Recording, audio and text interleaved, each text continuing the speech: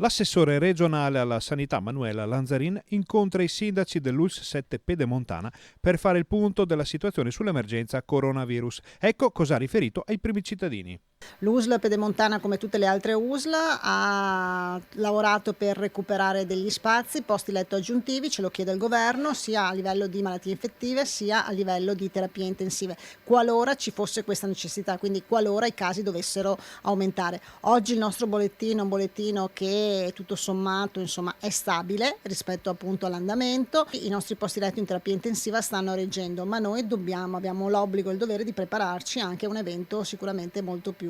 numeroso da un punto di vista di pazienti ricoverati e quindi con la necessità di recuperare posti letto aggiuntivi. Con i sindaci si è parlato anche del fatto che ci sono 60 operatori del Sant'Orso in isolamento fiduciario dopo essere stati in contatto con un paziente risultato positivo. Questo è un grosso problema, nel senso che oggi noi stiamo tenendo e quindi oggi l'attività ordinaria non sta andando in crisi nelle strutture perché stiamo tenendo, però cominciamo ad avere numeri importanti di persone che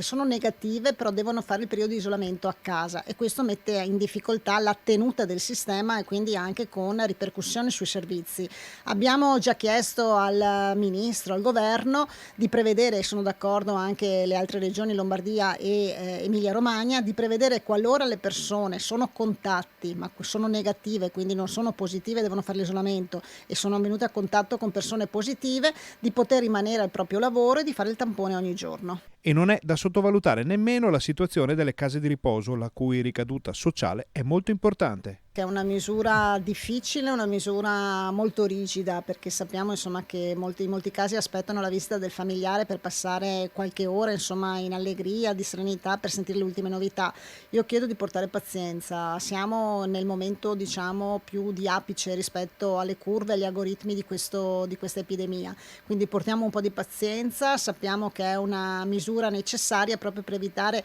la diffusione del virus, ma soprattutto per mettere a rischio quelle persone che sono all'interno delle case di riposo e che sappiamo sono i pazienti più fragili e vulnerabili.